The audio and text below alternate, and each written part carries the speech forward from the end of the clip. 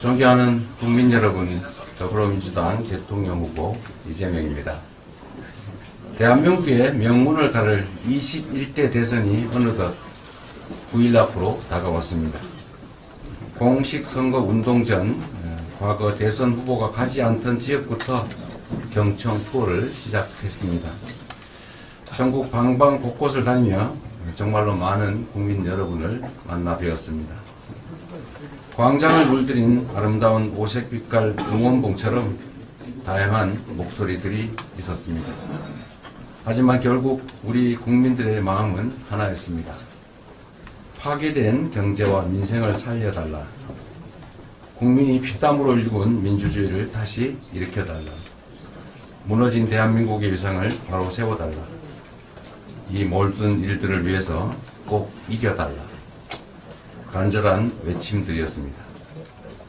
무거운 책임감에 어깨가 짓눌리고 연이은 강행군으로 몸은 피곤했지만 국민 한 분 한 분의 뜨거운 눈빛과 결연한 표정이 저에게 큰 다짐과 의지를 북돋아 주고 계십니다. 시장과 거리에서 만날 때마다 전해지던 그 손끝의 간절함으로 저는 확신합니다. 위대한 우리 국민들께서 끝내 승리하실 것입니다. 존경하는 국민 여러분, 이번 대선은 단순한 정권 교체가 아닙니다. 민주공화국 대한민국을 바로 세우는 선거입니다. IMF 위기에 버금가는 국난을 극복할 수 있느냐를 결정하는 선거입니다. 분열과 갈등의 시대를 끝내고 통합의 시대를 여는 전환점입니다. 민주당이냐 국민의힘이냐 문제가 아닙니다. 대한민국이 미래로 나아갈 것인가, 지금처럼 계속 과거로 퇴행할 것인가를 결정하는 절체절명의 순간입니다. 다시는 국민에게 총칼을 들이대는 무도한 권력이 등장하지 않도록 내란을 완전히 종식하고 철저히 단죄해야 합니다. 국민 곁에서 국민과 함께 내란을 막아낸 저 이재명이 내란 종식과 국민 승리의 도구가 되겠습니다. 국민 여러분, 새 정부는 6월 4일부터 바로 난파선의 키를 잡아야 합니다. 당장 산적한 과제를 풀어나갈 수 있는 준비된 유능한 후보와 정당만이 우리 앞에 닥친 삼각파도의 위기를 능숙하게 넘어갈 수 있습니다. 통상 파고와 글로벌 안보 환경 변화가 가뜩이나 힘든 민생 경제를 위기로 몰아넣고 있는 상황에서 벼랑 끝에 몰린 자영업자와 소상공인들을 살리고 멈춰선 성장 엔진을 다시 가동해야 합니다. 제가 만약 국민의 선택을 받게 된다면 가장 먼저 대통령이 지휘하는 비상경제 대응 TF를 구성할 것입니다. 즉시 실행 가능한 민생경제 대책을 신속히 마련해서 불황과 일전을 치른다는 그런 신념으로 내수 침체에 적극 대응할 것입니다. 경기 침체 장기화로 생산도 소비도 충분히 이루어지지 않고 있습니다. 정부가 나서 효율적인 경기 진작책을 추진해야 합니다. 국가재정이 마중물이 돼서 경제의 선순환 구조를 되살리고 국민 삶의 버팀목 역할을 충실히 수행해 가도록 하겠습니다. 오늘의 어려움을 넘어 다가올 미래도 함께 준비하겠습니다. 정해진 모범을 따르기만 하면 되던 추격 경제는 이제 더 이상 유효하지 않습니다. 스스로 창조하는 힘을 기르는 진짜 성장으로 나아가겠습니다. 국가 간 경쟁이 날로 치열해지고 있는 지금 AI나 딥테크 같은 첨단 산업과 미래 기술에 대한 전폭적인 투자가 반드시 필요합니다. 적극적으로 나서 경제 강국의 길을 열어보겠습니다. 에너지 대전환에 대응할 에너지 고속도로 정책도 차근차근 현실로 만들어 가겠습니다. 우리 앞의 위기를 기회로 바꾸고 성장을 회복해서 더 많은 기회를 만드는데 앞장설 것입니다. 코리아 디스카운트를 해소하고 자유롭고 공정한 자본시장을 구축해서 코스피 5천 시대를 열겠습니다. 수도권과 지역, 중소기업과 대기업, 청년층과 중장년층 모두 고르게 참여하고 성과를 함께 나누는 진짜 성장, 공정한 성장을 이뤄내겠습니다. 평화가 곧 경제입니다. 문화가 곧 경제인 시대가 됐습니다. 굳건한 한미 동맹을 기반으로 한국을 중심으로 한 국익 중심의 실용 외교로 대한민국 외교의 지평을 넓히고 흔들리지 않는 평화를 구축하겠습니다. 이미 세계를 선도하고 있는 K 컨텐츠를 비롯해서 모든 분야에서 세계를 주도할 수 있도록 앞장설 것입니다. 냉혹한 국제 경쟁의 위기를 세계 표준이 될 도약의 기회로 만들겠습니다. 위기를 기회로 바꿔 말이 아닌 실천으로 실제 성과를 만들어 온 유능한 일꾼, 충직한 국민의 일꾼에게 대한민국의 미래를 맡겨주시기 바랍니다. 사랑하는 국민 여러분, 우리 국민은 하나일 때 가장 강하고 위대했습니다. 하지만 지난 3년 동안 대통령이 오히려 국론 분열을 부추기고 극단적 대립을 심화시켜서 결국 지금껏 우리에게는 씻지 못할 깊은 상처를 남기고 말았습니다. 서로를 미워하고 제거하려는 전쟁 같은 정치를 이제 끝내야 합니다. 이념과 진영을 넘어서 상대를 인정하고 존중하면서 대화와 타협을 통해서 공존하고 소통하는 문화를 되살려야 합니다. 그것이 내란이 파괴한 민주주의를 복원하는 지름길입니다. 권력을 남용한 정치 보복의 해악을 누구보다 잘 알고 있는 저 이재명이야말로 낡은 이념의 시대, 무도한 분열의 정치를 끝낼 적임자라고 자부합니다. 지난 수년간 저와 관계가 있고 또 가깝다는 이유만으로, 심지어 가깝다는 소문이 있다는 이유로 고통받고 탄압받았던, 지금도 힘들어하는 많은 분들께 정말로 죄송하다는 말씀을 드립니다. 대립과 갈등의 정치가 만들어낼 이 악순환의 고리를 반드시 끊어야 합니다. 대한민국 체제와 국민 생명을 위협한 내란 세력의 죄는 단호하게 벌하되 특정인을 겨냥해 관역으로 삼는 정치 보복은 결단코 없을 것입니다. 국민이 잘 살고 경제가 성장하는 진짜 대한민국을 만드는 것이 그들을 이기는 길이라고 생각합니다. 더 이상 국민이 갈등과 반목 없이 통합으로 힘을 모아야만 대한민국이 이 격변의 시기를 슬기롭게 넘어갈 수 있을 것입니다. 비상계엄 국회 통제 강화, 대통령 거부권 제한, 국무총리 국회 추천제, 경찰, 검찰, 방송, 통신위원 등에 대해서 국회 임명 동의 절차를 개헌 그리고 법령 개정을 통해서 마련해 가겠습니다. 견제와 균형의 원리가 제대로 작동할 때 민주주의는 더욱 굳건해질 것입니다. 그렇게 국민이 주인되는 국민 주권 정부, 작은 차이를 넘어 위대한 대한민국으로 나아갈 국민 통합 정부를 꾸리겠습니다. 경제를 살릴 수 있다면, 국민을 위한 일이라면 이념과 진영이 뭐가 중요하겠습니까? 출처를 가리지 않고 저작권자가 누군지를 따지지 않고 유용하고 필요한 정책이라면 가리지 않고 쓰겠습니다. 이재명 정부의 유일한 인사 기준은 능력과 그리고 청렴함, 충직함이 될 것입니다. 주요 공직자 국민 추천제를 활성화해서 국민이 추천한 인재가 국민을 위해 봉사하도록 하겠습니다. 상호 존중과 신뢰에 기반한 협치 시스템을 구축하고 공통 공약 중에서 시급한 민생 과제부터 실천하겠습니다. 주권자인 국민과의 소통 노력도 게을리하지 않겠습니다. 국민 주권이 일상적으로 실천되고 주권 의지가 제대로 반영될 수 있도록 국민 참여 디지털 플랫폼을 구축할 것입니다. 갈등이 첨예한 현안에 대해서는 의제별 공론화위원회를 구성해 사회적 대타협을 통한 문제 해결의 사례를 실제적으로 만들어 가겠습니다. 늘 드리던 말씀이지만 대통령의 1시간은 5,200만 시간의 가치가 있습니다. 한 명의 공직자가 만들 수 있는 희망의 크기가 얼마나 클지는 지난 역사에서 증명됐습니다. 이번 대선의 주인공은 저 이재명이 아니라 주권자 여러분인 바로 국민들입니다.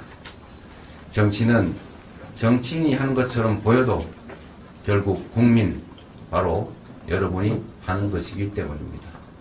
이재명이든 김문수든 다 국민이 쓰는 도구 대리인일 뿐입니다. 변화를 바라신다면, 꿈과 희망이 넘치는 제대로 된 나라를 원하신다면 반드시 투표해 주십시오. 국민이 원하는 나라는 국민의 투표로 국민만이 만들 수 있습니다. 지난 화요일부터 오늘까지 재외국민 투표가 진행 중입니다. 이영만리 타국에서도 조국을 사랑하는 마음 하나로 수천 킬로미터의 힘든 길을 마다하지 않고 투표를 하러 다니십니다. 심지어 1박 2일 호텔을 얻어서 투표하는 분도 계셨습니다. 이제 4일 후면 사전투표가 시작됩니다. 하필이면 이번 사전투표일은 5월 29일, 30일은 주말이 아닌 휴일이 아닌 평일, 목요일, 금요일입니다. 이 점을 꼭 기억해 주시면 고맙겠습니다. 투표해야 6월 3일 국민 여러분이 승리하십니다. 투표해야 여러분의 소중한 삶과 우리 아이들의 인생을 지켜낼 수 있습니다. 국민 여러분의 손으로 진짜 대한민국의 문을 활짝 열어주십시오. 이재명을 선택하시면 유능함과 충직함으로 지금과는 전혀 다른 희망이 있는 새로운 세상을 만들어 보답드리겠습니다. 1번 이재명이 아직도 3표가 부족합니다. 1, 2, 3을 기억해 주시기 바랍니다. 고맙습니다. 예, 감사합니다. 이재명 후보의 모두 발언이 있었습니다. 그럼 다음으로 언론인 여러분들하고의 질의응답을 진행하겠습니다. 질의 있으신 언론인들은 손을 들어주시고 말씀을 하실 때는 이제 소속 언론사와 성함을 좀 말씀해 주시면 좋겠습니다. 그럼 아마 그걸 드시면 저희 공보국 직원들이 마이크를 전달할 테니 마이크를 받으시고 질문해 주시기 바라겠습니다. 예. 예, 근데 앞에부터, 요 앞에 먼저 하겠습니다. 가까운 데 하시죠. 예, 가까운 데 먼저 하겠습니다. 주세요. 네, 전자신문 최기찬 기자입니다. 선거기간 다가오면서 좀 네거티브 때문에 정책 경쟁이 실종됐다는 얘기가 좀 나오는데요. 이런 상황에서 지금 청사진, 경제성장에는 청사진을 다시 밝힌 것으로 보입니다. 근데 지금 즉각적인 성과로 좀 이어지려면 당연히 좀 2차 추경 같은 것이 좀 필요한 상황인데, 특히 좀 첨단산업 육성을 위해서 2차 추경 규모가 최소 어느 정도 이루어져야 되는지 어떻게 생각하시는지 좀 궁금하고요. 또 다른 경제성장의 또 다른 주체인 기업들이 기업 역할을 제대로 할 수 있도록 기반을 마련하는 것도 굉장히 중요해 보이는데, 인공지능이나 반도체 등 첨단산업에 관련한 규제 개혁, 그리고 이들이 첨단산업에 투자할 수 있도록 어떻게 좀 활성화할 수 있는 계획이 있으신지. 네, 이번에는 당선 발표와 동시에 임기가 개시됩니다. 국정 인수를 할 시간도 없고 즉각적으로 국정에 바로 임해야 되기 때문에 바로 할 수 있는 일부터 먼저 해야 될 것입니다. 산업 지원이나 산업 경제 정책을 만들어 발표하는 것은 약간의 시간이 필요할 것입니다. 그렇게 급하게 서둘러서 잘못될 수도 있기 때문에 치밀한 계획에 의해서 가능한 빠른 시간 내에, 그러나 즉각적으로 하기는 좀 어렵다는 말씀을 드립니다. 지금 추경은 당연히 검토해야 될 것입니다. 지금 단기적인 경기 부양이 필요한 상태입니다. 1분기에 마이너스 0.2% 성장, 즉 2%, 0.2% 경제 규모가 쪼그라들었습니다. 국민들의 고통이 너무 커지고 있습니다. 추가 추경을 통해서 지금 당장 급한 불을 좀 꺼야 될 것 같습니다. 산업 지원을 위한 추경은 지금 당장은 좀 어렵지 않을까 싶고, 일단 골목 상권이나 당장 민생의 어려움을 덜기 위한 추경에 집중해야 되라고 생각됩니다. 첨단 산업, 산업활동, 기업활동 활성화를 위한 규제개혁 문제는 새로운 정부의 주요 과제가 될 것입니다. 미리 수차례 말씀드렸던 것처럼 첨단 기술 산업 분야에 대해서는 가급적이면 네거티브 규제를 전적으로 좀 도입하는 방향을 저희가 검토 중입니다. 그렇게 하겠다고 약속도 드렸습니다. 우리 국민 여러분께서 혹시 이해 못하시는 경우가 있을 수 있어서 말씀을 드리면, 지금은 모든 것을 인정받은 이런 경우 저런 경우 이런 경우만 할 수 있다, 이런 식으로 할 수 있는 경우만 규제를 하고 있습니다. 포지티브 규제라고 보통 부르죠. 할 수 있는 것은 이거다, 그 외에는 안 된다, 이렇게 규제하고 있죠. 이러면은 관료들이 보수적으로 미리 막아버리기 때문에 필요한 것들을 현장에서 미리 수행하기 어려워집니다. 그래서 앞으로는 첨단 산업 분야 규제는 해서는 안 될 것을 명확하게 A, B, C, D의 경우는 안 된다라고 규정하고, 그 외에는 할 수 있는 것으로 풀어두고, 필요하면 사후에 부작용이 심하거나 문제가 심각할 때는 할 수 없는 경우를 추가하는 방식으로 이렇게 규제를 하겠다는 뜻입니다.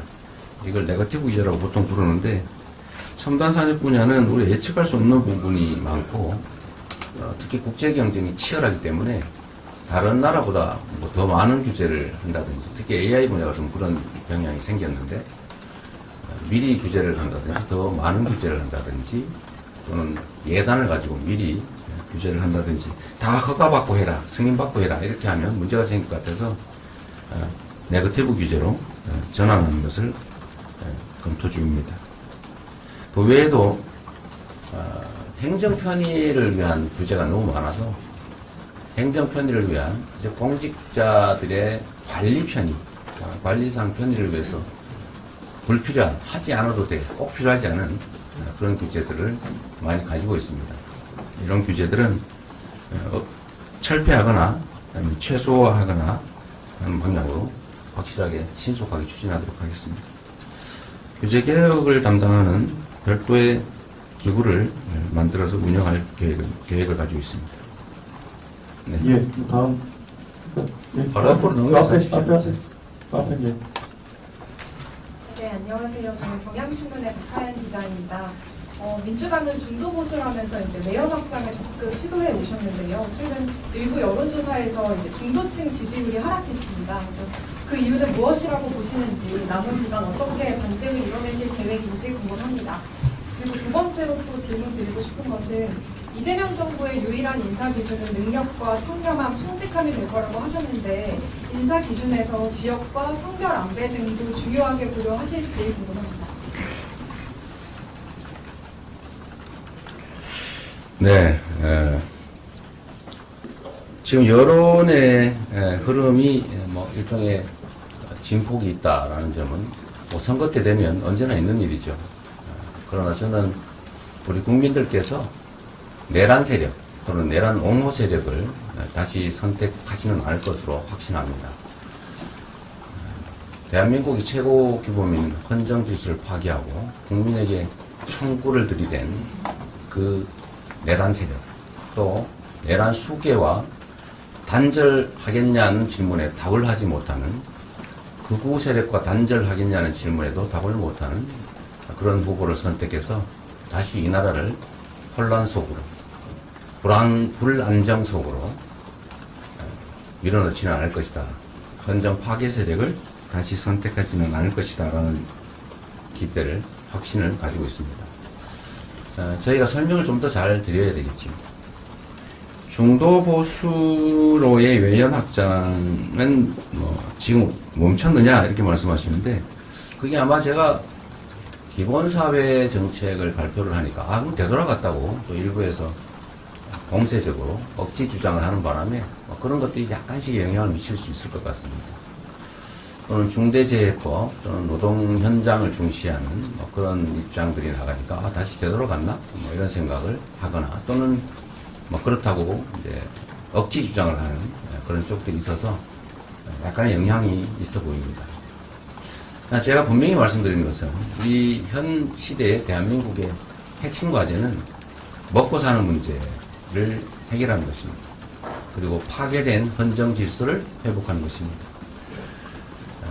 먹고 사는 문제를 해결하는 것, 즉 성장의 정체를 이겨내고 다시 회복하고 지속적인 성장을 향해서 가는 길, 그거는 제1순위 정책이 될 수밖에 없습니다. 지금 우리 형편이 너무 어렵기 때문에 그렇습니다. 그러나 길게 장기적으로 보면 성장과 복지, 분배는 동전의 양면 같은 것입니다. 분배가 없는 성장은 불가능하죠. 적정한 분배, 적정한 소득 보장, 적정한 복지, 이것이 잘 어우러져야 지속적인 성장이 가능합니다. 그러나 지금 단계에서는 이 두 가지가 다 필요하지만 성장에 훨씬 더 큰 방점을 찍어야 되는데 너무 이 얘기를 많이 하다 보니까 복지는 다 버렸나? 분배는 다 포기했나? 또 이런 의구심을 갖는 경우가 있어서 이제 그 말씀을 몇 차례 드렸다는 말씀을 드립니다. 우리는 비중을 어디에 둘 것이냐? 그건 한쪽을 버리는 게 아니라 둘 다 추구하되 지금은 회복과 성장에 통합에 더 방점을 둘 수밖에 없는 상황이다. 앞으로도 그렇게 가겠다. 국정도 그렇게 운영하겠다 이 말씀을 드립니다.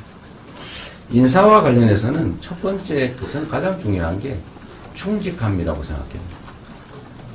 국민의 대리인이기 때문에 일꾼이기 때문에 국민에게 주인에게 충직해야 됩니다.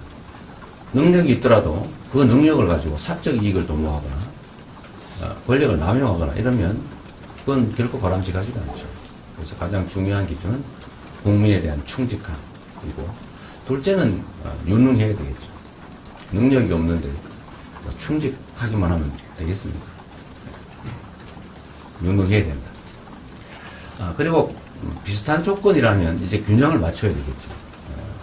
그것도 통합의 중요한 방편이기 때문에 성별 균형을 맞춘다든지 지역별 균형을 맞춘다든지 계층별 균형을 맞춘다든지 뭐 이런 건 당연히 그걸 배제한다는 것은 아니고 당연히 반영을 한다.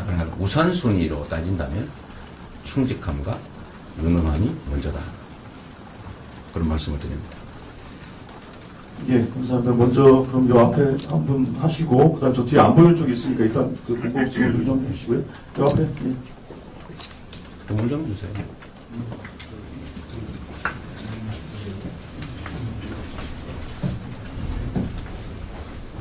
예, 질문하십시오. 네, 말씀하십시오. 네, 안녕하세요. 국민일보 감사합니다. 5월 18일날 연임제 개헌을 발표를 하셨는데 그간에는 개헌 논의에 선을 그어오셨고 불과 그로부터 일주일 전인 선관 10대 공약에도 포함은 안 돼 있었습니다. 일정을 고려한 발표로 이해는 하고 있는데 뭔가 기류가 급변했다거나 기술적인 느낌도 조금 들어서 이에 대해서 질문을 좀 드리겠습니다. 개헌 발표를 갑자기 하시게 된 배경이 조금 더 궁금하고 두 번째로는 3년 전에는 세계적인 추세라면서 중임제 개헌을 언급을 하셨는데 이번에는 연임제로 표현이 좀 달라졌습니다. 구체적 설명이 부족하다 보니까 국민의힘에서는 공세를 펼치고 있는데 이 차이에 대해서 후보님의 설명을 좀 듣고 싶습니다. 네. 그리고 마지막으로는 선대위에서는 그 재임중 대통령은 해당이 없다고 누차 강조를 하긴 했는데 후보님의 의견이 궁금해서 여쭤봅니다. 일부에서는 이미 군부 독재 시대는 지났고 재임중 대통령의 연임 여부도 주권자인 국민이 선택을 하면은 가능한 거 아니냐 하는 의견도 나오고 있는데 주권자의 의사를 워낙 강조를 하시다 보니까 이 부분에 대해서 후보님 어떻게 생각하시는지 궁금합니다. 이게 대한민국 정치의 실상을 보면 기본적으로 너무 많이 망가졌다는 생각이 듭니다. 이번 토론 과정도 보면 우리 국민들께서 느끼실 수 있는데 이게 정치란 기본적으로 입장이 다름을 전제를 하고 또 입장이 다른 상대를 존중하고 또 대화와 타협을 통해서 그 입장의 차이를 좁혀가는 것이죠. 그런데 지금은 보면 상대의 주장을 왜곡 조작을 해가지고 억지 소리를 하면서 공격을 해요. 그거는 정치가 아니죠. 그런 걸 우리는 대화가 아니고 시비 건다고 합니다. 싸우는 거죠. 이건 어린아이들이나 하는 행태다. 이 말씀을 좀 드립니다. 연임제는 그런 거죠. 중임이라고 하면 두 번 할 수 있다. 그러니까 소위 퐁당퐁당이 가능하다. 퐁당풍이 가능하다. 이거 그런 얘기입니다. 그러니까 대통령이 됐는데 떨어졌어요. 그 다음에 언젠가 한 번은 나올 수 있다. 이게 중임제죠. 그러면 우리가 중임제를 하자고 하는 이유는 일종의 중간평가 같은 걸 도입해서 8년간의 국정의 안정성을 보장하되 중간에 평가를 해서 안 되면 이제 그만두고 다른 사람으로 대체한다 이런 의미인데 나중에 다시 하면 거의 국정의 안정성과 아무 관계없이 그냥 두 번 하게 한다 이런 의미밖에 없지 않습니까? 그런 문제가 있어서 학계에서 이건 중임이 아니라 연임만 하게 해야 된다. 이어서 한 번 더 하는 것만 하게 하고 나중에 떨어진다 다시 하는 건 허용하면 안 된다 그 얘기예요. 그런데 이거를 누구나 다 알아들을 수 있는 얘기인데 이걸 그럼 연임 그러니까 이어서 계속 한다는 거냐 그런 해괴한 소리를 하지 않습니까? 이게 언어라고 하는 걸 그냥 언어는 그런 거죠. 우리 구성원들의 약속인데 그냥 그 언어의 의미대로 받아들여주면 되죠. 그걸 왜곡해가지고 다른 의미를 부여해서 쪼가리를 내서 이렇게 공격을 하고 이러면 이거는 정치가 아니라 그냥 지금 국민의힘이 하는 것처럼 싸우는 거죠. 상대를 부정하고 제거하고 상대의 말을 왜곡하고 조작하고 이런 생각이 극단적으로 발현된 게 바로 계엄이죠. 말하다가 안 되니까 아예 제거해버리려고 한 거 아닙니까? 내가 100% 다 갖겠다. 상대의 몫은 없다. 상대는 완전히 부정한다. 제거한다. 이 생각을 결국은 한 끝에 비상계엄이라고 하는 친위 쿠데타를 하게 된 겁니다. 이 생각 정말 바꿔야 돼요. 그냥 언어는 언어대로 받아들여 줘야 됩니다. 선의로, 있는 대로 객관적으로. 연임, 이어서 두 번 할 수 있다. 그런 거죠. 근데 두 번 하려고 연임 그러니까 그럼 세 번, 네 번 이어서 계속 할 수 있다는 거냐? 또 이렇게 곡해를 할 것 같아서 이건 두 번이다. 영 의심스러우면 개헌은 제 혼자 마음대로 할 수 있는 게 아니죠. 국민적 합의가 필요하고 걱정이 되면 1회에 하나에 연임할 수 있다. 이렇게 쓰면 되잖아요. 그냥 그렇게 하자라고 하면 되지. 제가 마치 이걸 100% 결정하는 것처럼 혼자 푸틴처럼 독재하려고 그런다. 이러면 이게 정치가 되겠습니까? 이게 우리나라 정치의 수준을 떨어뜨리는 억지, 왜곡, 조작의 대표적 사례 같아요. 그러면 안 되죠. 또 한 가지는 갑자기 했냐. 그런 건 아닙니다. 아시는 것처럼 언젠가는 하자는 소리를 언젠가는 하겠죠. 제가 저번에 대선 때도 명확하게 약속을 드렸고 공약했고 그 입장은 크게 변한 게 없어요. 다만 중림이라는 의미가 중간에 특히 미국 사례를 보니까 중간에 뛰고 나중에 다시 하면 이제 문제가 생기겠다. 이 세대 교체가 돼야 되는데요. 한번 불신임 받아서 이제 그만해야죠. 근데 나중에 또 나오고 이러면 어떡하겠어요. 이건 세대 변화도 좀 반영해줘야 되니까 연임 이어서만 하게 하자라고 한 걸 바꾼 후에 나머지는 대체적으로 전에 제가 입장을 밝혔던 것과 크게 다르지 않습니다. 그리고 내란 극복이 중요했기 때문에 개헌 얘기로 내란 극복 얘기의 본질이 흐려질 것을 우려해서 제가 일단 내란 극복이 먼저다 이 말씀을 드렸던 것이고요. 어쨌든 국민의힘 쪽은 어쨌든 이 얘기로 좀 주제를 옮겨가고 싶었던 거 아닙니까? 여러분이 다 아시는 것처럼 내란 얘기보다는 개헌 얘기로 바꿔서 내란에 대한 관심을 좀 떨어뜨리고자 했는데 저는 그게 우리 국민들의 입장에서 그리 바람직하지 않다고 봤기 때문에 좀 보류를 했던 것이고 가급적이면 이번 대선에서 쌍방이 대체적으로 합의될 수 있는 건 이번에도 개헌하자는 입장을 명확히 밝혔지 않습니까? 예를 들면 5.18 헌법 전문 수록 이번에도 한다고 하더군요. 근데 실제 성공함은 아닌 것 같긴 하지만 두 번째로 4년 연임제, 뭐 국무총리, 국회 추천제 이런 거 크게 이론 없이 합의할 수 있을 것 같고, 감사원, 국회 이관, 뭐 결선 투표 도입, 뭐 이런 것 크게 이론이 없을 것 같아서 좀 개헌을 하자. 단 국민투표법을 개정하지 않으면 국민투표는 사전투표가 불가능하기 때문에 사전투표한 사람은 본투표해가지고 국민투표를 또 해야 되는 그런 문제가 있어서 국민투표법을 일주일 안에 개정을 하자. 어떤 내용이든 받아주겠다. 사전투표가 허용되는 방식으로 개정하면 나머지는 당시 여당 국민의힘의 모든 조건을 다 받아주라고 제가 우리 원내에 다 지시도 했는데 아무 반응이 없어서 결국 국민투표법 개정을 못하게 됐고, 그러면 이번에 실제로 개헌 투표는 현실적으로 불가능해서 더 이상 진척이 안 됐던 겁니다.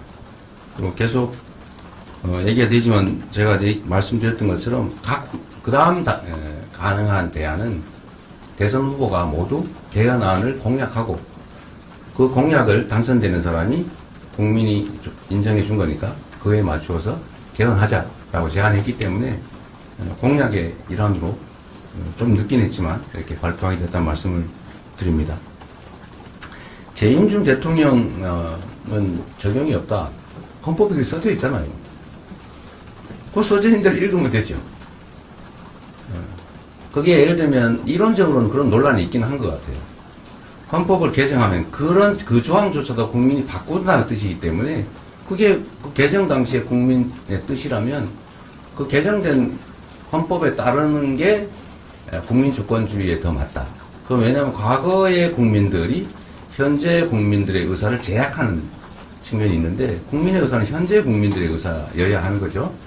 그러니까 학계에서는 그 적용이 없다라고 하지만 정치 도의상 그렇게 헌법에 써져 있는데 그걸 어떻게 쉽게 어기겠습니까? 또 책임의 문제가 있죠. 그럼 저는 어떤 입장이냐? 당연히 국민의 뜻을 존중해야죠.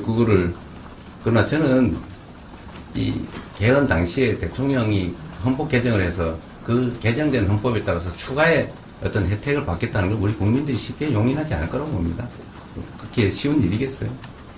좀 의심을 거둬주시기를, 우리 언론이야 대신 묻는 것이니까 이해합니다만 이런 정치적 공격으로 국정의 혼란, 국민들의 판단에 혼선을 주는 것은 좀 자제해 주면 좋겠다 말씀을 드립니다.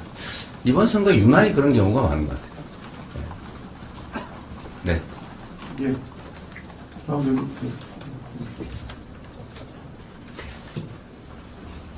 네, 안녕하십니까. 안녕하십니까. 서울경대 정성입니다. 네.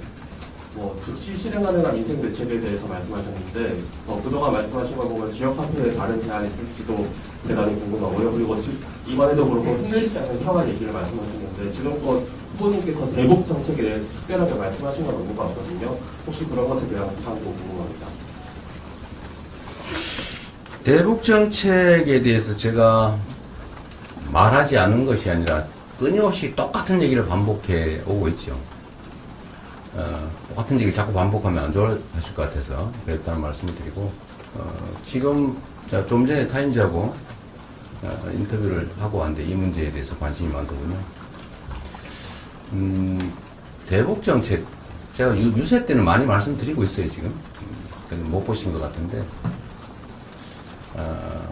한반도는 군사 밀도가 가장 높고, 현재도 법적으로는 전쟁 중이고, 그리고 이 윤석열 정권에 의해서 윤석열 정권의 강대강 정책 때문에 한반도의 군사적 긴장이 매우 높아져 있는 상태입니다. 언제 전쟁이 벌어져도 이상할 게 없고, 또 그런 상황이라서 외국인 투자자들이 망설이고 있고, 국내 투자에서 일부 철수하는 그런 양상까지 있는 것 같아요. 한반도의 불안정, 평화의 위기가 경제적 위기까지 불러오고 있는 상태입니다. 저는 안보라고 하는 것은 싸워서 이기는 거, 국가 공동체를 지키는 게 안보죠. 제일 중요한 대통령의 책무일 것입니다. 안보를 지키는 것, 구성 간의 질서를 잘 지키는 것, 누구도 불이익을 입지 않게 하는 것. 그리고 세 번째로 이제 국민들의 삶, 인생을 보듬는 것. 이게 이제 제일 중요한 일들일 텐데, 안보라고 하는 국가의 안전을 지키는, 공동체를 지키는 방법은 여러 가지가 있습니다만, 매우 복합적이죠. 아주 원리적으로 얘기를 하면 싸워서 이기는 건 하책이죠. 싸우는 과정에서 엄청난 피해가 발생하지 않습니까? 뭐 다 대량 파괴되고 대량 살상되고 더 많이 살아남은 쪽이 이기는 거. 그게 뭐 지는 것보다는 낫겠지만 하책이죠. 싸우지 않고 이기는 게 중책이죠. 그런데 싸우지 않고 이기는 것보다 더 나은 평화 정책은 싸울 필요가 없는 상태, 즉 평화를 만드는 것입니다. 이건 너무 상식적이잖아요. 이웃과 심약의 파괴 위험 없이 공존할 수 있다면 그렇게 되도록 노력하는 게 당연히 해야 될 일이죠. 남북관계도 마찬가지입니다. 대한민국은 군사력 5위, 거기다가 한미 안보 동맹까지 뒷받침되고 있죠. 대한민국의 국방비 지출 수준이 다른 나라보다 매우 높고 북한의 1년 총생산에, 즉 북한 주민 전체가 1년 생산하는 총액의 약 2배에 이르는 국방비를 우리가 지출합니다. 세계 군사력 5위죠. 막강한 군사력을 가지고 있습니다. 근데 북한이 이제 핵무기를 가지고 있다는 게 우리로서는 안보의 걱정거리인데, 그렇다고 우리가 핵무기를 개발하는 것은 그렇게 현실적으로 쉬운 일이 아니죠. 그러면 결국 계속 강대강 정책으로 부딪히면 이게 안보냐? 이런 강력한 군사력, 국방력을 유지해서 억지력을 키우되 이것만 가지고 되는 것은 아니고, 여기에 더해서 대화하고 타협하고 협력하고 공존하고, 우리가 예를 들면 10개를 얻을 수 있다면 1개 정도는 양보할 수 있는 거죠. 1개도 양보 안 해서 10개를 손실을 보는 것보다는 1개를 양보해서 10개를 얻는 게 낫지 않습니까? 뭐 상대는 3개 정도 얻는다고 보고. 그래서 이걸 안보 정책을 좀 복합적으로 해야 되는데, 지금은 너무 강경일변도로 무력 제압 또는 그냥 보복 뭐 이런 압박 전략만으로 일관했는데, 그게 결국은 군사적 긴장을 격화시켰죠. 그래서 저는 막강한 국방력, 군사력을 우리가 유지를 하고 또 강화를 해 나가고, 한미 안보 동맹도 강화를 하되 가능한 대화, 협력, 소통, 공존의 길을 찾아야 한다. 이게 저는 대북 정책이라고 말씀드립니다. 경기 진착적으로 뭐 당장 할 수 있는 거 이런 말씀 비슷하신데, 저는 이 기자신문에도 나옵니다만 이 마중물이라고 하는 개념을 좀 이해를 했으면 좋겠어요. 무조건 돈 없으니까 아끼자, 견뎌내자, 시장이 알아서 할 거다, 각자 알아서 살자, 언젠가는 좋아지겠지. 이러다 지금 대한민국 경제가 이렇게 망가졌어요.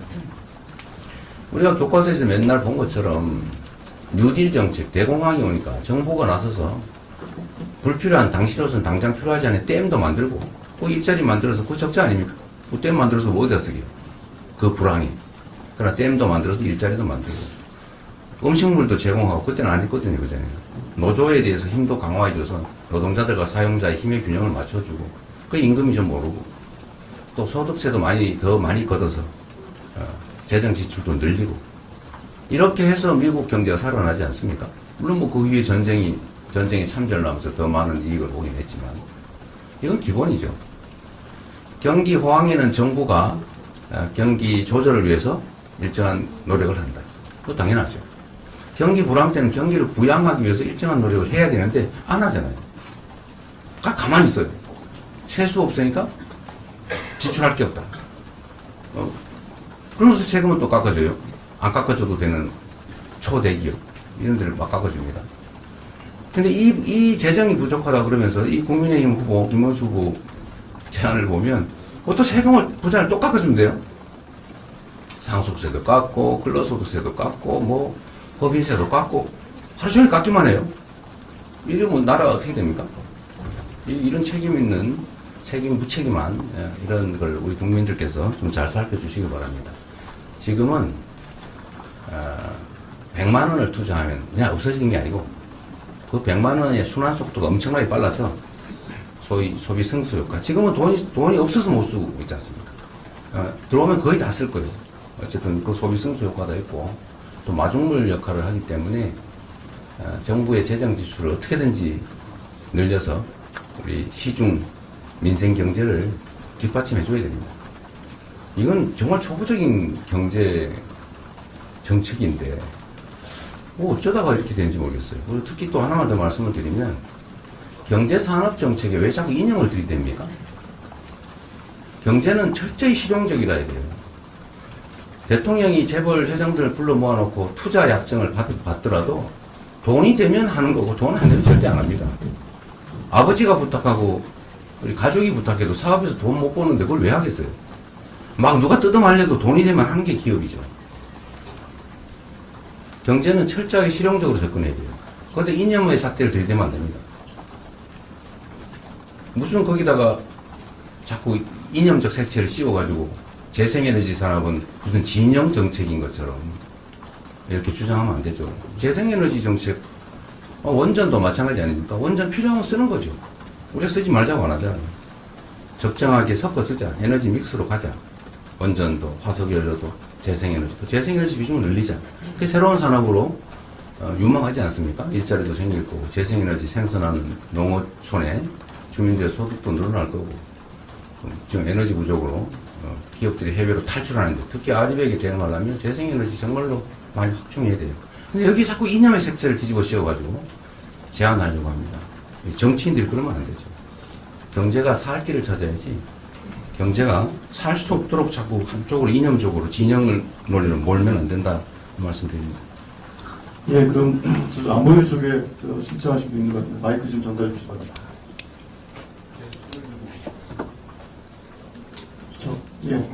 저쪽에 계시거든요, 기자분들이. 아이고, 여기만 계신 줄 알았더니. 예, 질문하겠습니다. 한국일보 박준규입니다. 후보님께서 대통령이 되시면 입법부가 지금 민주당만 171석이고 그래서 입법부랑 행정부를 사실상 독점하게 되는 형태가 되는 거 아니냐, 이런 구조 때문에 무리한 정책을 좀 과도하게 밀어붙일 수 있지 않겠냐는 우려가 나옵니다. 이런 우려 때문에 오늘 행정부 권력 약화하는 방안 내신 것 같기도 한데, 결국 이게 국정 운영의 안정성과 관련한 우려인데 어떻게 생각하시는지 궁금하고요. 또 민생 경제처럼 빠르고 강하게 추진해야 할 개혁이 있는가 하면 점진적으로 가야 할 개혁도 있을 것 같습니다. 시간을 두고 추진해야 할 개혁 어떤 거 생각하시는지, 검찰개혁과 사법개혁은 어느 쪽에 해당하는지 궁금합니다.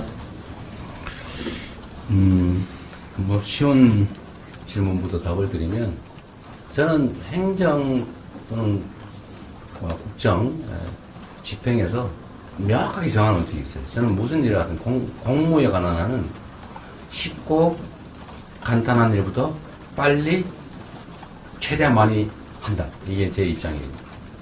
공무라고 하는 것은 하자면 끝이 없고 안 하자면 누구처럼 아무것도 안 해도 되죠. 뭐 처벌하는 사람도 없습니다. 비난은 받겠지만. 그래서 지금 해야 될 시급한 간단한 일부터 신속하게 해치워야 됩니다. 그 제일 지금 급한 게 지금 현장의 민생 경제를 되살리는 거죠. 지금 다 말라 비틀어지게 생기지 않습니까? 최소한 생존을 유지해야 된다. 민생 경제 회복에 최우선 순위를 둬야 될 것 같습니다. 제도 개혁이나 특히 사법 개혁, 경찰 개혁, 검찰 개혁 중요하죠. 수사권 조정이든 다 중요한데, 여기에 지금 조기에 주력해서 힘을 뺄 상황은 아닌 것 같아요. 지금은 모든 에너지를 초기에는 경제 회복, 민생 회복에 둬야 된다. 그리고 너무 국민들이 많이 분열되고 대립 갈등을 겪고 있기 때문에 국가적 에너지를 다 모아서 이 난국을 타개해야 되는데, 이 급하지 않은 갈등적 사안들에 집중하면 이 에너지를 모으기가 쉽지가 않아요. 소위 사회통합이 쉽지가 않습니다. 그렇기 때문에 좀 갈등적 요소가 적은 시급한 우리 국민들의 민생과 관련된, 삶과 관련된 것에 우선적으로 집중하겠다, 이 말씀을 좀 드립니다. 사법개혁 문제는 거기에는 촉하지 않는 것 같아서 답을 드렸는 것 같고요. 입법부가 다수당인데 행정권까지 가시면은 일방적이지 않냐, 이런 지적을 하시는데 저는 좀 황당해요. 지금까지 여대 야소가 대한민국 헌정사의 대부분이었어요. 야당 숫자가 다 적었어요. 그렇지 않습니까? 야당이 많았던 게 이번에 얼마 안 돼요. 자, 여당이 원래 다 많았어요. 야당이 많은 게 아주 극히 예외적인 이번에 특수한 사례입니다. 그렇게 된 이유는 집권 여당이 국민의 뜻을 어기고 반국가적인, 반국민적인, 반역사적인 그런 행태를 보이니까 국민들이 통제하라고 야당의 다수 의석을 주신 거 아닙니까? 그런데 행정도 엉망을 하고 심지어 계엄으로 군사 쿠데타까지 일으켜서 자기 권력을 더 강화하겠다. 이 못된 권력을, 이 무책임하고 이 무관심하기까지 한, 민생과 국민의 무관심하기까지 한, 그러면서도 자신들의 사적 이익을 위한 그 권력을 영구적으로 무한대로 키우겠다. 이러니까 지금 바꾸는 중 아닙니까? 그러니까 집행 권력과 입법 권력을 왜 동시에 갖느냐. 동시에 갖는 게 문제다. 이런 전제로 말씀하시는 것은 매우 부적절하다. 그게 국민의힘의 주로 주장 같아요. 그렇게 하면 그러면 여대 야소가 아니라 여소 야대가 그러면 정상 상태냐? 일이 안 되잖아요. 일이 안 되는 것보다는 일이 되는 게 낫죠. 또 통제 시스템도 충분히 있지 않습니까? 언론의 통제도 있고, 국민의 감시도 있고, 제도들도 있고. 그리고 우리 민주당은 국민의힘처럼 하지 않습니다. 국민의힘처럼 국민의 뜻을 어기고 역주행을 해가지고 국민으로부터 미움받는 그런 바보짓을 왜 하겠어요? 저는 술 좋아하지 않습니다. 우리 가족들 부정부패 저지르잖아요. 저도 부정부패 그런 거 하지 않습니다. 평생 업자들 사적으로 만나본 일이 없어요. 일부러 안 만났어요. 차 한 잔 얻어먹은 일이 없어요. 철저히 관리해서 제 주변 사람들이 실제 부정부패를 저지르거나 범죄에 연루돼서 이렇게 막아야 되는, 권력을 이용해서 막아야 될 그럴 일 없습니다. 그거 왜 하겠어요? 어떻게 하면 국민들한테 더 나은 환경을 제공해서 국민들로부터 칭찬받을까? 그게 제 최대의 관심사인데, 그럼 일을 잘하려고 노력하지. 반국민적인, 반역사적인, 비상식적인, 왜 그런 짓을 하겠어요? 왜 그런 걱정을 합니까? 오히려 둘 중에 선택해야 된다면, 여소야대가 바람직하냐, 여대 야소가 바람직하냐, 이 둘 중에 선택해야 된다면, 정상적인 국정을 위해서는 여대 야소가 바람직해요. 집행 권력을 가진 대통령, 행정부가 반국민적이고 엉터리일 때, 그때는 국민들이 선택하지 않습니까? 선택해서 야당이 의석을 많이 주죠. 우리가 국정을 엉망으로 한다. 그러면 지방선거든 국회의원 선거든 우리가 많이 지겠죠. 그 국민의 그 상식, 국민의 그 위대함, 이런 것들을 간과한 그야말로 반국민적인 사고 아닌가요? 국민이 왜 그걸 용인하겠어요? 여당, 다수당이 대통령 선거에 이긴다. 국민이 선택하는 거 아닙니까? 그런데 하면 안 돼. 당신들은 국회 의석이 많으니까 대통령 되면 일방적으로 할 거 아니야? 왜 그런 얘기를 합니까? 그건 국민이 판단할 일이다. 선택해야 된다면 정권이 부도덕하고 무능하고 반국민적인 그런 상태가 아니라면 오히려 안정적으로 국정을 운영한다는 측면에서는 여대 야소가 바람직하죠. 네. 예, 네, 마지막 질문해야 될 것 같아요. 저 뒤에 계십니다. 중앙일보의 오변석 기자입니다. 오늘 모두 발언에서도 국익상품 실용률로 말씀을 하셨는데요. 네. 지금 우리나라가 좀 처한 상황이 녹록치 않은 것 같습니다. 7월 8일에 관세 상호관세 유예가 7월 8일에 끝나고 다음 달에 보면은 G7이나 나토 같은 가자회의가 있는데요. 네. 상대가 있는 일이라 외교는 구체적인 계획까지 말씀 못 하시겠지만 네. 좀 큰 부상이나 방향에 대해서 좀 말씀해 주시면 감사하겠습니다. 아마 새로운 정부가 맞닥뜨릴 중대 과제 중에 민생 경제를 회복하는 일이 저는 제일 중요하다고 보이지고, 그 다음에 당장 맞닥뜨리는 일이 외교 통상 문제일 겁니다.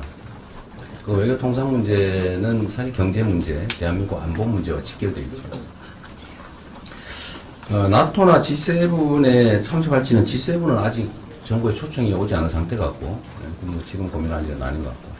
나토 문제는 모르겠어요. 지금 대통령단체 제가 결정할 수는 없고, 가상적으로 굳이 말한다면, 그때 가서 판단하긴 할 텐데, 글쎄, 지금 국내 상황이 이렇게 막 어지럽고 복잡한데, 거기에 구체적인 현안 의제가 있다면 혹시 모르겠지만, 꼭 그래야 될지 아닐지 좀 고민점이 좀 많이 있는 것 같습니다. 그리고 한미 통상 문제가 많이 걸려 있는데 시간이 너무 없죠. 근데 저는 그런 생각을 합니다. 외교라고 하는 것은 쌍방에게 이익되는 방향으로 하는 것 아니겠습니까? 어느 나라는 이익을 보고 어느 나라는 일방적으로 손해보는 그런 건 외교라고 하지 않죠. 약탈이라고 하죠. 가능하면 서로 잘 설명하고 또 한미 간은 동맹관계 아닙니까?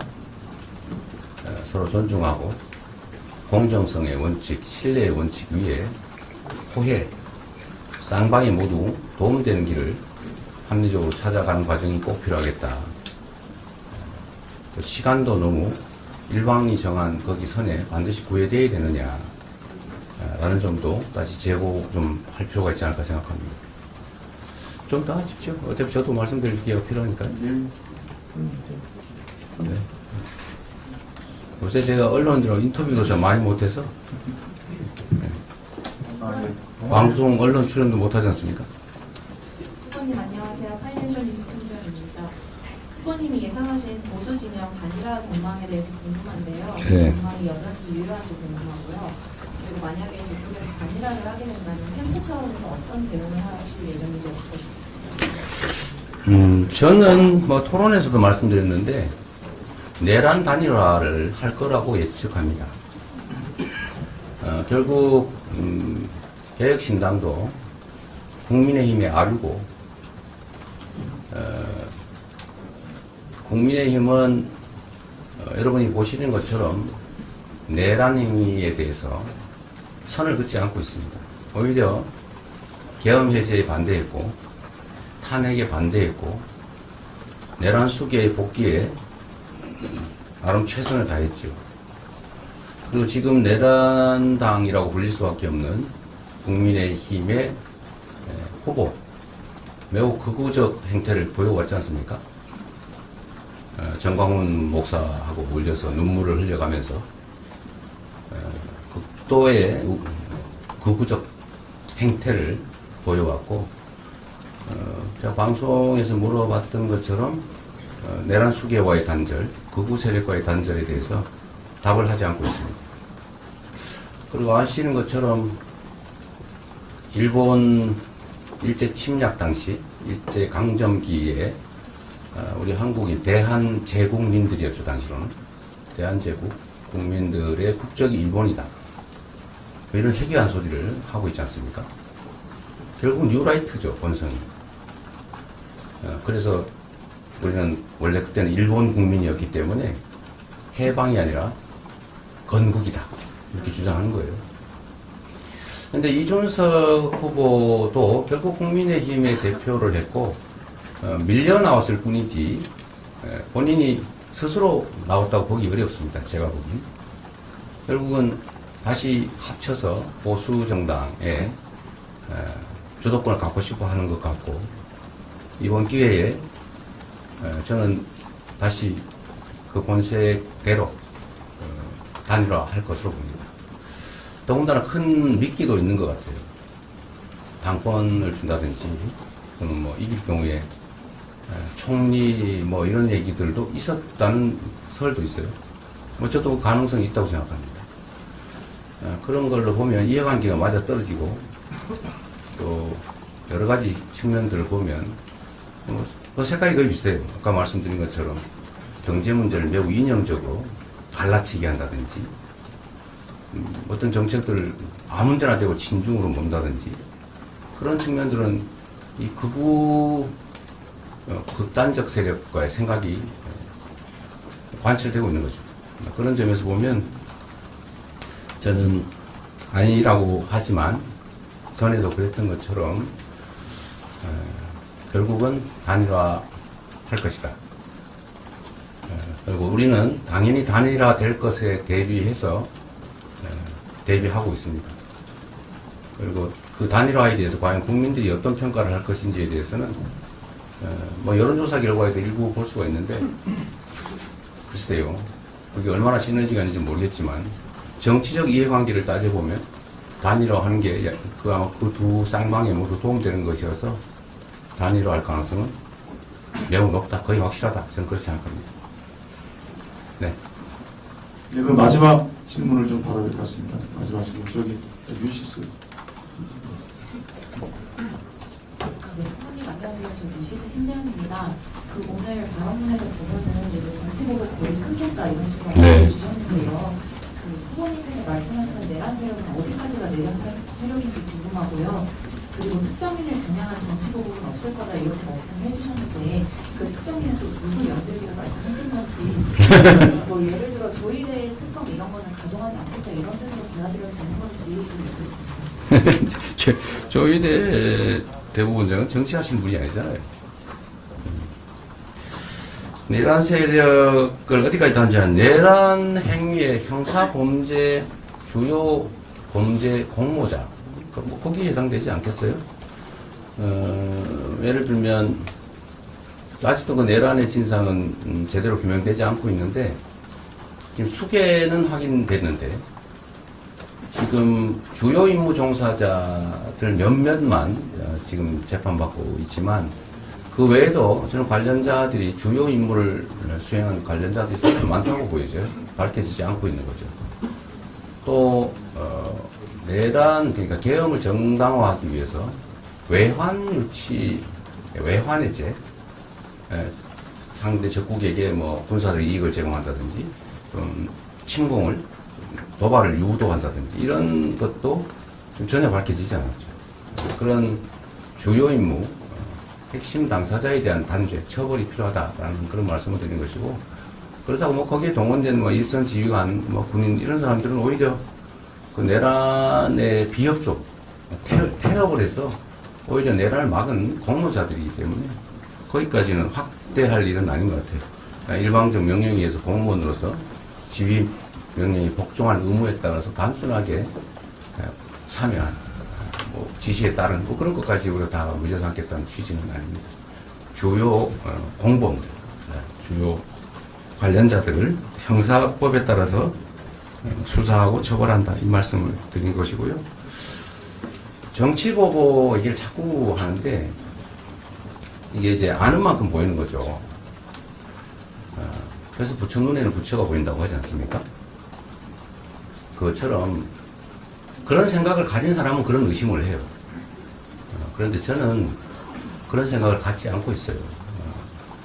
속을 뒤집어서 보여줄 수는 없지만 저는 성과주의자입니다. 저는 실적을 통해서 평가받기를 원하고 제가 행복한, 제가 살아가면서 더 만족감을 느끼는 삶의 행태는 누구를 괴롭혀서 즐겁지 않아요. 그리고 인생이란 짧은 것이고 다 지난 일들은 그냥 기억 속에 존재하는 그냥 기록일 뿐이죠. 그러나 우리가 앞으로 맞닥뜨릴 것은 엄혹한 현실이에요. 저는 과거에 연연하지 않는 게 습관이 되어 있습니다. 실패를 후회하지 않아요. 거기서 경험을, 교훈을 찾을 뿐이죠. 우리가 짧은 5년 기회를 주신다면 5년을 일하게 되는데 그 사이에 해야 될 일이 너무 많고 말씀드린 것처럼 누구와 전선을 긋고 그에 대해서 국력을, 국가 역량을 투입해가지고 그를 제재, 보복하기 시작하면 저항할 것이고 그럼 충돌이 발생하고 그러면 통합도 안 되고 일을 할 수가 없어요.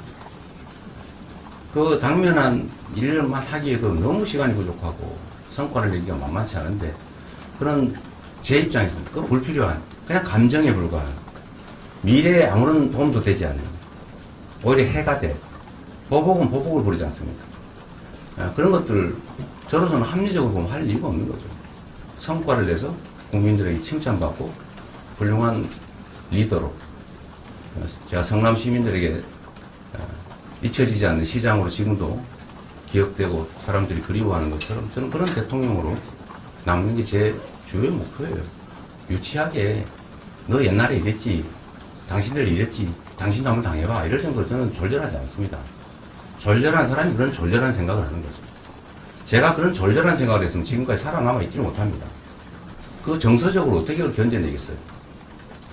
저는 다 털었기 때문에 제가 조갑재 대표, 정규재 주필과 얘기하면서 제가 그 얘기를 했는데 저는 미움이 없어요. 미워하면 제가 마음이 너무 아프기 때문에, 힘들기 때문에 견디지 못했을 겁니다. 미움을 가졌다면. 그러나 그냥 자연의 일부로 뭐 윤석열 대통령으로서야 할 수 있는 게 이재명을 제거하는 것밖에 없으니까 나름 최선을 다한 것으로 보여지고, 야, 내가 길을 가는데 건너야 될 좀 더 넓은 또는 더 깊은 강, 더 높은 산이지, 그게 그냥 원망한다고 없어지는 것도 아니고 그냥 있는 대로 받아들이는 게 마음이 편하죠. 그럼 또 산을 넘으면 끝 아닙니까? 정치보복인 이런 걸 가지고 유치하게 의심하고 자기가 그랬으니까 다른 사람도 그럴 거다라고 걱정하지 말기를 진심으로 바랍니다. 더 나은 세상을 만들기 위한 원래 자신들의 역할로 되돌아가서 서로 잘하기 경쟁해서 국민들한테 칭찬받는 훌륭한 정치인들로 함께 남기를 바랍니다. 예. 네, 이동을 하셔야 됩니다. 아, 이렇게 조금만 더 하시죠. 더 질문할 사람도 있어서. 저도 할 말이 좀 많아서 그래요. 예. 앞에 마이크 좀. 저한테 인터뷰를 하지 말라 그래가지고.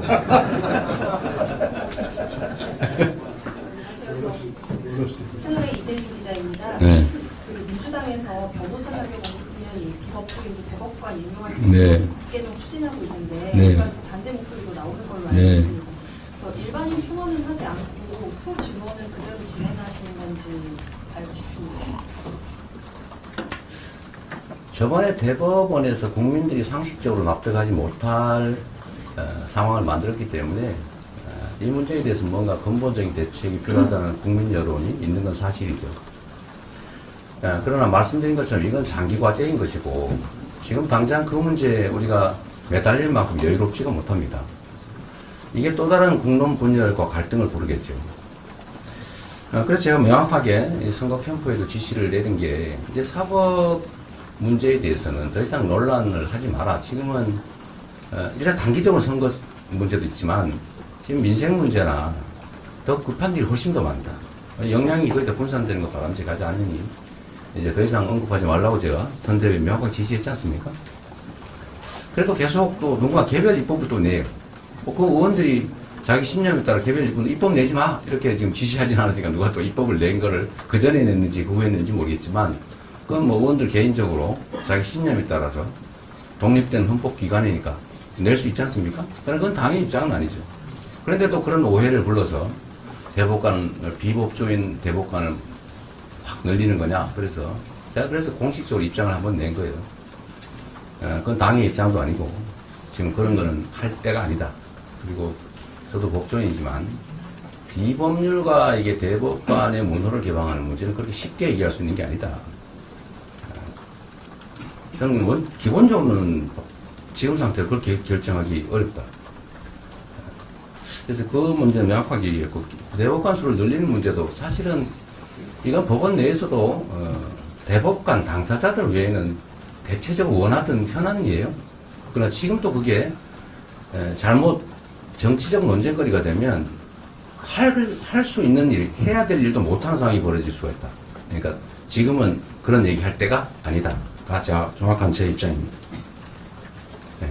예, 그래서 저 뒤에 동아일보 네. 이주 기자. 예. 감사합니다. 시간 없으니까 생각해. 괜찮아요. 아, 예. 저도 이렇게 해명할 기회에서는 좋잖아요. 그거 아니는 게 뭐 이재명이가 시켰다 이렇게 막 쓰던데. 방금 인사 추천제, 국민 추천제 네. 말씀하셨는데 이게 왜 필요하다고 보시는지 그리고 구체적으로 어떤 방식으로 작동하게 될 건지에 대해서 모르겠습니다.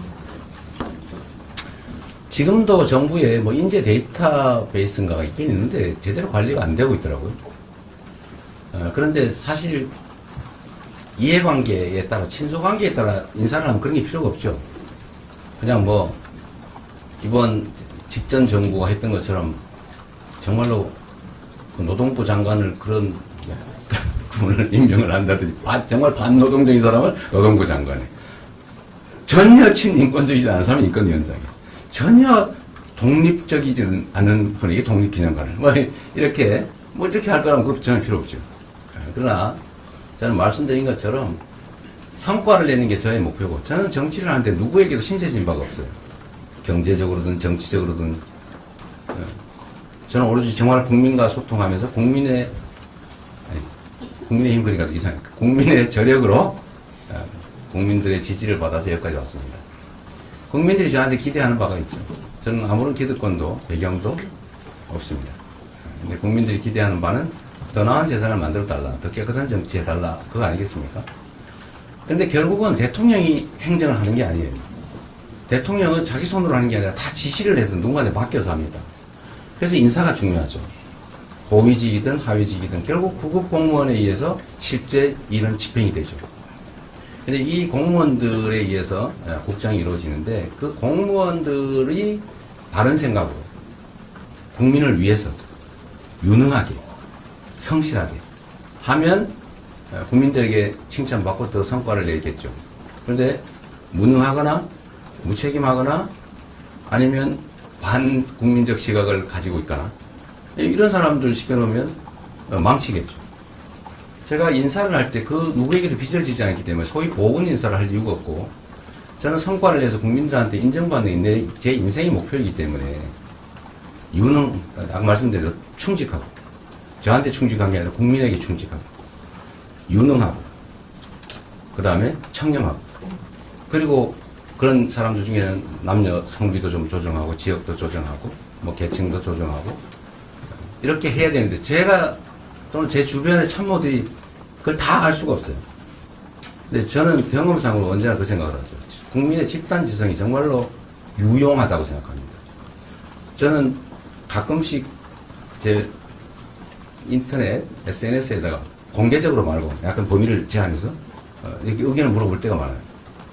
그러면 여러 가지 의견들이 들어오는데, 여기 계신 참모들보다 나은 의견이 들어올 때가 꽤 있습니다. 많은 분들의 의견을 듣는 게 중요하죠. 인사도 마찬가지입니다. 우리가 이렇게 막 상의를 하지만 모르거든요. 모르는 게 있어요. 근데 옆집 사는 사람은 아는 경우가 있죠. 이 사람 옛날에 이래 했는데, 사실은 알고 보면 벗겨보면 속이 아주 음흉한 사람이야? 이거 아는 사람도 있잖아요. 근데 그런 걸 다 모아보겠다라는 게 제가 말씀드린 이제 인사 시스템, 새로운 국민 추천제, 그런 겁니다. 좀 구체적으로 구상을 계속 하고 있어요. 그래서 각 보직을 정해놓고 여기에 대해 추천 다 받고, 제보는 익명으로 다 보안 유지하면서 제보를 받고, 그걸 누군가 담당해서 다 스킨 체크하고, 물론 이제 공적인 검증기관의 검증도 맡기겠지만 국민 검증이 사실 더 정확하거든요. 공공기관들도 결국 국민들의 제보를 받아서 정보를 캐서하는 거 아닙니까? 그래서 국민들에게 선택권을, 국민들에게 판단권을 좀 최대한 많이 부여하자라는 것입니다. 근데 이번이 참 문제가, 이게 인수위 기간이 좀 있었으면 그 사이에 정부 고위직들도 좀 그런 과정을 거쳤으면 좋겠는데, 이번에는 이게 바로 일을 해야 되는데 그러기엔 시간이 부족해서 지금 당장 구성해야 되는 인적 자원들은 이렇게 하기가 좀 쉽지 않을 것 같아요. 근데 그 다음에 이제 시간 지난 다음에 임명할 수 있는 그런 쪽은 최대한 이렇게 추천제를 도입해 보려고 합니다. 다 끝나가는 것 같습니다. 퇴장하시면서 기자분들하고 네. 아니, 그래도 좀 하세요. 어차피.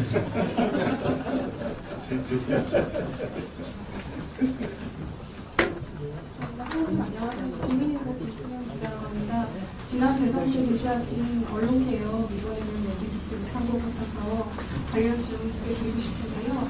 첫째는 이제 언론개혁 같은 경우 프로그램을 할 것이라는 전망도 있는데, 지금 징벌적 신고대상을 골자로 한 언론중재법 처리 방식에 대한 후보님 입장이 궁금하고요. 둘째는 이제 후보님이 민주당 대표 이런 시절에 민주당이 언론중재 개선을 빈번하게 진행해서 비판적 기사에 대해 과도하게 대응한다는 인상을 준 바 있는데, 연장 선상에서 이제 민주당이 집권할 경우에 언론의 자유가 위축될 것이라는 현장의 우려에 대한 후보님 입장 궁금합니다. 급한 일 아니니까 나중에 생각해보죠. 네.